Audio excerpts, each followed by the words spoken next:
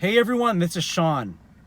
If you work private security at a hospital, especially if you work in-house security, this video is going to be helpful for you. If you are studying criminal justice and you want to understand socioeconomic policy and the repercussions that stem from bad policy decisions, this video is going to be helpful for you. This is a case study. This is something that's in the works, something that I'm observing right now. If you get triggered by the truth too much, sometimes don't watch this video. You're going to become upset. So in my county, there are two hospitals. There's a hospital located on the north end, we'll call the North Hospital, and one on the south end, we'll call the South Hospital. My county is pretty small. However, the South Hospital tends to serve, and I'm not even making this up, the undocumented person community, where the South Hospital is about 20 to 25 minutes from the Mexican border. And what you have is, you have quite a bit of undocumented women climbing the fence, crossing over illegally, and delivering their baby at the South Hospital. It's very common, guys. A lot of politicians don't talk about it because they haven't seen it for their own eyes. And you might be wondering, Sean, how do you know this? Because I've seen pregnant women climb the fence, jump over, lay on the ground, open their legs, blood starts coming out, and I have seen the head popping out. That's how I can tell you that this is not something that is just made up.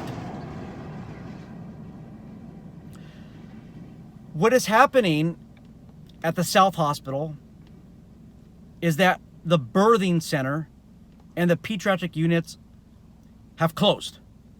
They're done. The only hospital that's able to deliver babies now, and only hospital that's able to see infants and toddlers, is the hospital on the north end. They end up laying off like 40 nurses on the south end. What does this have to do with private security? What this does is it creates an overpressure, an overload on the North Hospital. You see, everybody that was supposed to deliver a baby on the South Hospital end, they now have to go to the North Hospital. And at that hospital, the staff is completely overwhelmed. You actually have doctors who are turning away patients and saying, we just don't have room for you right now. You're going to have to go to another state. We're actually located 50 miles from the Arizona border, guys. And we are we're about almost 2 hours from San Diego. So they're telling these patients to go over there. There is going to be women who are going to die in labor.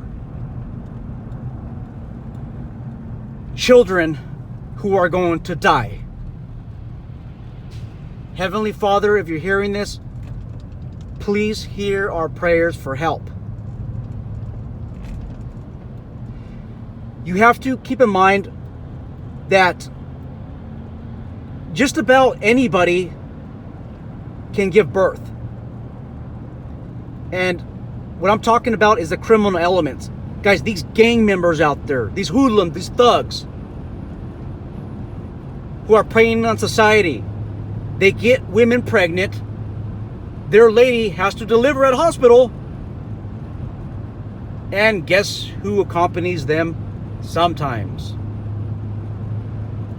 I kid you not, at the hospital where I worked at, we found a fully loaded magazine on the bottom of a chair. Now in California, it's pretty rare. Well, at that point in time, it's pretty rare for somebody to be issued a CCW. So to find weapons and ammunition, it's kind of rare, especially in that part of the state.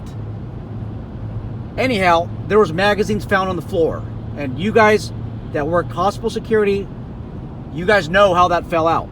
And also, if you don't know about hospital security operations, you have a general idea how that magazine fell out. You're going to have to deal with these people. And then you get rival gang members that are there for their baby mama, there for their girlfriend, for their wife, to deliver the baby. Rival gang members, guys. Who has to deal with them? Security. We need to look at this issue from a historical perspective. Sometime around 2012, Obamacare was made into law. What that essentially meant was health care for everybody. Everybody gets health insurance. Don't matter if you can't pay or you can pay, everybody gets it. Well, what happens in a social system like that, where everybody gets the health care benefits without paying anything? Well, not everybody, but there's a significant population that doesn't have to pay anything. What happens? Healthcare costs go up. Doctors charge more. Doctors leave their practice and go strictly to a PPO practice or just private insurance practice. Cost of medical equipment goes up. Labor goes up. Services, you name it, everything goes up in cost in the hospital. My insurance policy, which was a PPO, which is a PPO, went from about $850 a month. And once this law was passed, it jumped all the way up to $1,300. A year later or two, went up to $1,500. And then now we are at about $2,000. What happens is people that can pay have to pay for people that can't pay. Now, I get it. There's a time in your life where you can't afford insurance. I have been there. There's a time that I believe that the federal government and state government should pick up the slack and help. Let's be human with each other. But there's a point of time where you need to be responsible for your own payments and help. Because otherwise, I have to help and you have to help, and we don't get to enjoy much of our income because it goes to helping other people who don't want to help themselves. You know, all this free medical services, you want to know who pays for it? You and me. We pay for it through our taxes.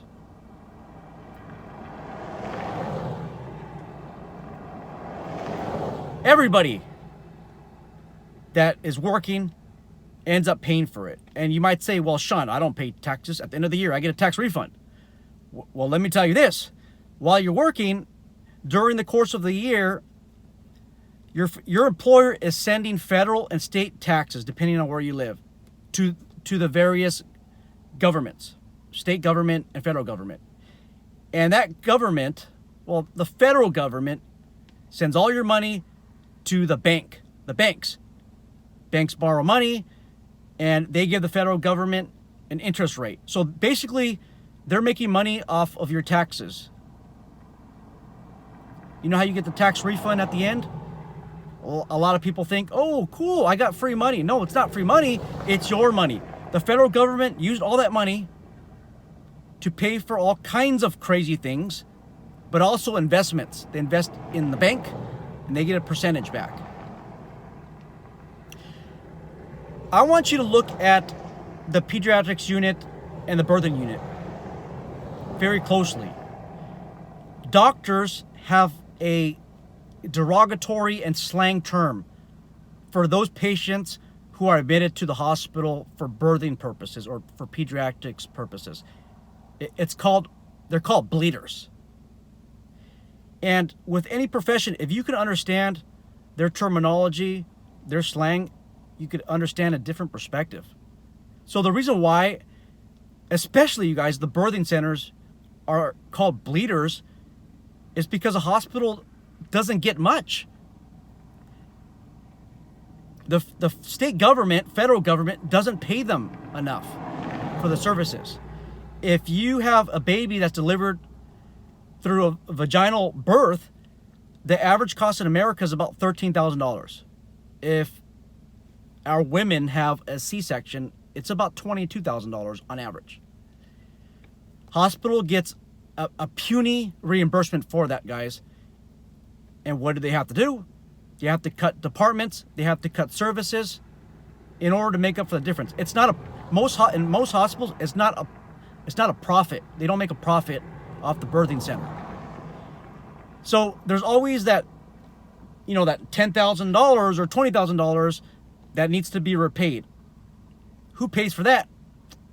I do. You do. You pay for that. Somebody has to pay for that. Okay, there's tax write-offs, right? Who pays for that deficit that the federal government is missing because they're giving credits and tax write-offs? You. So the first thing I want you to look at your hospital is the birthing unit. Birthing unit closes. Oh my goodness, you have a bad financial situation, guys. You want to know what's the first thing that is usually cut in a hospital other than the birthing unit? It's training. And that could be training for private security officers. If you are contract security at a hospital, very rarely does your employer spend money on training you. And that's just because it cuts into profits from the contract. But in-house security is a lot different. You're going to most likely get more training. Not always, but most likely. Okay, so training is out the door. Want to know what's next? Security. Okay, security. And the reason being, and I'm not saying all security, I'm just saying that if your staff is 50 officers at the hospital, easily get cut to 40, to 30. And this is the reason. Because you cannot easily show a financial benefit of keeping private security officers. It's hard to show that there's a financial benefit of keeping one security officer on the shift compared to 10. You need somebody with intelligence to do that. Somebody that has time. I don't mean to seem arrogant, but I can prove, based on manpower, that the hospital is getting more service revenue for that day. And how do you prove that? Well, if there's a combative patient, if the hospital is brought in by the police department, or just a combative patient in general, if you have private security, they are going to stay with that individual a lot longer, attend to that individual a lot longer. Hospital staff will feel a lot safer, and they're going to keep that patient longer. The longer you keep the patient, the more that you can bill. There's ways of measuring revenue when you start deducting security officers from the equation. But that's what's going to happen. And what does it have to do with you? Well, there's going to be an officer safety issue, guys. You're going to have less manpower to work. It's insane at the hospitals. Last night, I work at an undisclosed place. 3 of my officers were attacked. One was kicked in the head. The other was punched in the chest. The other was kicked in the leg. And there's actually a shoe print right on his leg. We tried to book him into county jail. This person assaulted the correctional sergeant. The officers tried to get this person medically cleared because the jail didn't want this person. The nurse for the jail said, no, I'm not going to take this person. Medical refusal. Go to the hospital, get a clearance, and come back. This combative person goes to the hospital and is stuck there for hours. Guess who has to deal with this person? It's not the police, because the police officers say, we're minimum staff and we can't watch this patient. This patient needs medical care, something that we cannot provide. This person was exhibiting excited delirium, by the way. So guess who has to watch this person? It's security. Okay, security. You take one security out of the equation because you close the birthing center, and because of all of the Obamacare requirements, well, now it's Biden care requirements, okay, there's less money for the hospital, guys. A lot of people are not able to pay for healthcare costs because it's too much now. The hospitals, doctors, everybody have to raise their rates to accommodate the population that's on Obamacare. And guys, I'm not hammering any of you who have disability income from Social Security. You deserve that. Basically, throughout your career, throughout your life, you were putting money away for Medicare. Okay, Medicare is supported by you, the individual, throughout the time that you make deductions through your paycheck. So I'm not hammering on you guys. Something like Medi-Cal is different. Medi-Cal, that's taxpayer initiated. I mean, it's paid by the taxpayers. That's Medi-Cal.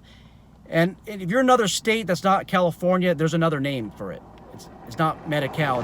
I'm sure it's something else, but basically it's state-sponsored. The federal government provides money to the state to provide a state level of insurance.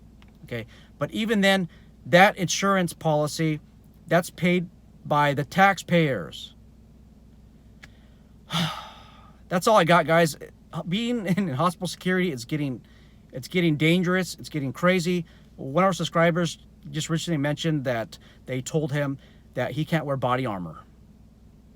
Unbelievable. Hey guys, if you're in hospital security or you have some insight into these issues, these social issues, let's hear from you. Take care.